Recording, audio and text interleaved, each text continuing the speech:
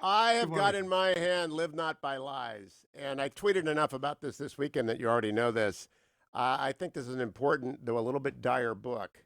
How has it been greeted in the community that applauded your first bestseller, The Benedict Option, with trepidation or with applause? So far, it seems like a lot of applause, Hugh. I think that I was worried when I first turned in the manuscript for this book back in March. How am I going to convince Americans that things really are as dire as they are? But in the interim has come COVID, then the George Floyd killing with all the race riots in the cities. Now that the book is out there, I don't need to convince people that we are in a very dire situation. They see it with their own eyes and they're looking for answers. You base this book on Solzhenitsyn's famous admonition, "Live not by lies." I was in the audience when Solzhenitsyn delivered his commencement address in the rain for 2.5 hours at Harvard in 1978.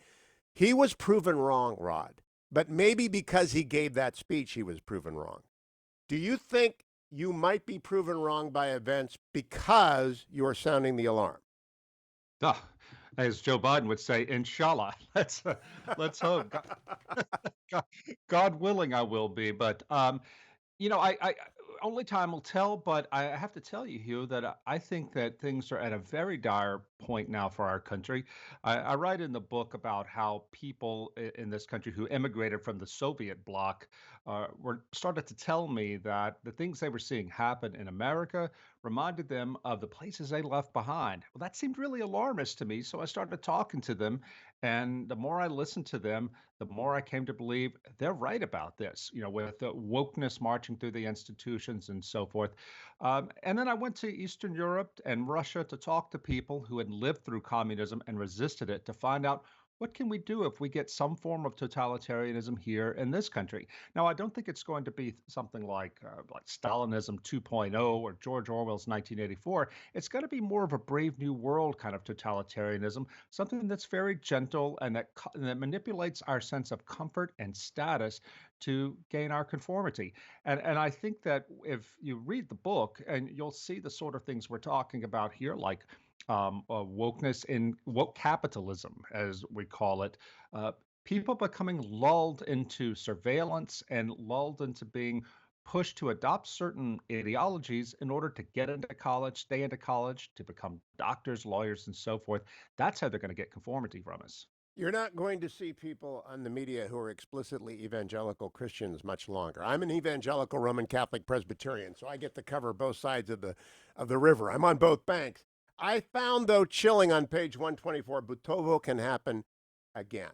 I mean, I really stopped at that moment and said, can it really? And then it occurred to me it's already happening in China. I mean, the Chinese Mhm. church persecution is not much mentioned in Live Not by Lies, but we often put the East, the Far East, in a different pattern than we do the Near East, which was the Soviet Union collapse.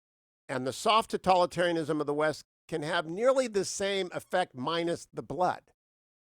Well, you to bring up Butovo. Butovo Field is a place south of Moscow where the KGB, over a 14-month period, massacred 21,000 political prisoners. Yeah. Today, you go there, there's a national monument to their sacrifice and a church built nearby. When I went to Butovo Field on the day of national memory, an elderly Russian came up to me, saw that I was there. I was an American. I was with the translator, and he wanted to know what I was doing there. My translator told him, and the translator said, Mr. Dreher says that Americans are losing jobs because of their political views. The old Russian said, losing jobs, that's how it always starts. Now, to hear him say that on the site of of mass murder was really chilling.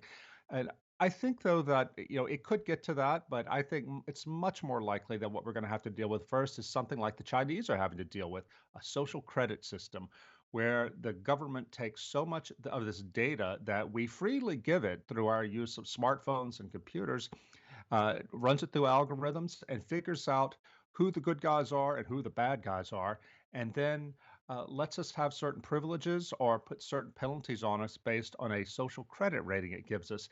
When you think about, Hugh, how this can work, it really is become a sort of a mark of the beast thing when they really can keep you from buying and selling if you are considered a dissident within the regime.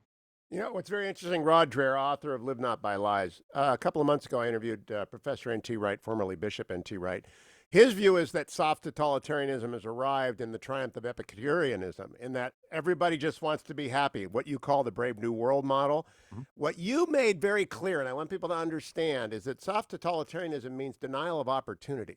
And so, if you are in fact a believer in a countercultural way, which you spend half the book describing how one becomes explicitly prepared to live as a Christian in a soft totalitarianism that hates Christianity for a variety of reasons, you're going to not go to the right college. You're never going to work in academia. You're not going to be on television. You're going to slowly be deprived of the opportunities to live the materialistic world. But your examples from the East are really quite inspiring. This Prague family, I didn't know about him, Rod, and I used to read Vladimir Bukovsky and Solzhenitsyn. I read all the old Soviet dissidents. I did not know about these people. Yeah, this family in Prague, I profile the Benda family. Václav Benda, the patriarch who died in 99, his family was the only Christian family that was part that at the upper levels of Václav Havel and Charter 77, the dissident movement. And they're just incredible people. They taught, he and his wife Camilla, who's still alive, taught their five, six children how to be faithful Catholics during this persecution and also how to fight for freedom. They have got the kids involved in the underground movement. These kids would take messages out to sneak over to Radio Free Europe when someone was arrested. But one thing that Camilla told me that she did to build her kids up for this, what they figured would be a lifetime of living under totalitarianism, she read to them. She said it was not enough just to teach them what was bad out in the world. We had to fill their moral imaginations Tolkien. with I the love that. yeah, 6 times through the Lord of the Rings. yeah, yeah. She went through the Lord of the Rings with them. I said, "Why Tolkien?" She looked at me in the eyes and said, "Because we knew that Mordor was real." It's absolutely true. And this is kind of wisdom that's in the book from these people who lived it. All of whom say, from Camilla Bendova to a Russian Baptist named Yuri Sipko, they all say that we have got to be prepared to suffer. If you're not willing to suffer for the truth and for your faith, you're not going to make it through what's coming.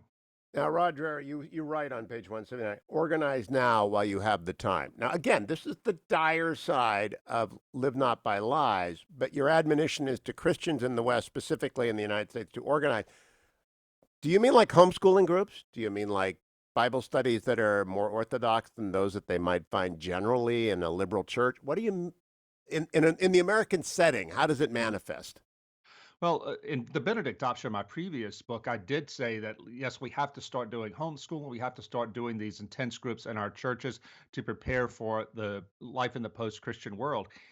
Here in Live Not by Lies, I am a more deeply concerned with how things are accelerating.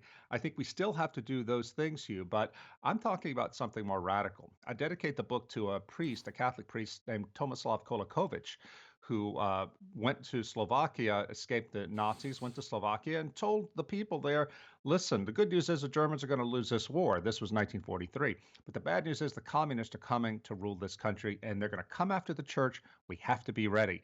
The bishops of Slovakia told Kolakovic, you're alarmist. Don't things aren't so bad. But he didn't believe them because he understood communism. So he put together small prayer groups that not only came for intense prayer and scripture study and study of economics, things like that, they also studied the arts of resistance. And they spread this network all over Slovakia. When the Iron Curtain fell, Father Kolakovic's network was the only thing left after the communists came for the priest. It became the backbone for the underground church for 40 years. We have to do There the are same there thing are here. many examples of courage. Father Jersey, of whom I knew a little bit, other fathers. I am thinking to your quotation of N.T. Wright, of C.S. Lewis, the world is enemy occupied territory. On this show a few years ago, Richard Dawkins mocked me for believing that Jesus is real, that he rose from the dead. He mocked me on, you really believed he changed water into wine. It was really, and that was years ago. Now, media, I'm just curious if anyone will let you on to television to say explicitly, I'm Orthodox. I believe Jesus rose from the dead. I believe he's alive. I believe Christians have the truth, the way, the life. Does anyone let you come on television and say that anymore? I don't know about that, but did you know that? Did you see last week Dawkins himself got canceled by Trinity College Dublin because the wokesters No. were afraid? Yeah, yeah, yeah. He was canceled himself because the wokesters were afraid he might offend Muslims and women.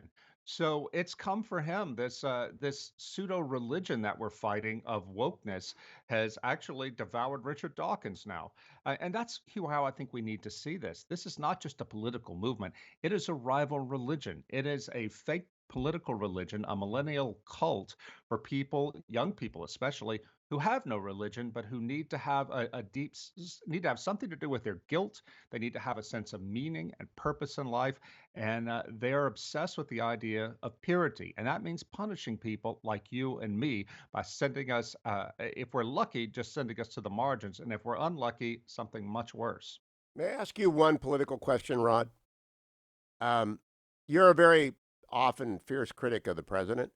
I have defended him because of his judges, because of Amy Coney Barrett, because of the 53 appeals court judges that will defend the free exercise of faith for 30 years to give us the opportunity you talk about and live not by lies. Does that ever enter into your calculation when you consider the president? Oh, absolutely. And if I vote for him, and I'm likely to do that, it will be 100% because of the judges. Uh, the Yep. federal judiciary, I believe, Hugh, is going to be the last line of defense for people Yes. like you and me, for social and religious conservatives. We can look at the younger generation, the millennials and Gen Z. They are far to the left, far less tolerant of freedom of speech and freedom of religion. I have to believe that, our only hope is in the Lord ultimately, but the Lord is giving us a judiciary that I think and I pray and I hope does respect the First Amendment, and that's going to be the thing, the political aspect of life in America that protects our institutions and individuals when the woke mobs come for us. And so I'm grateful to Trump for that. Plus, we know that if when Biden gets in, they're just going to accelerate the wokeness and write it into law with the Equality Act and more and more. And the persecution is going to start sooner.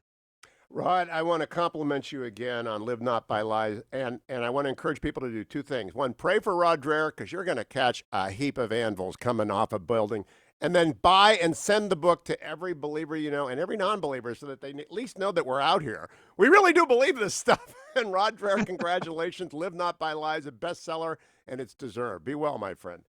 Uh, Thank you, Hugh. he's got lots of courage. I mean, this book is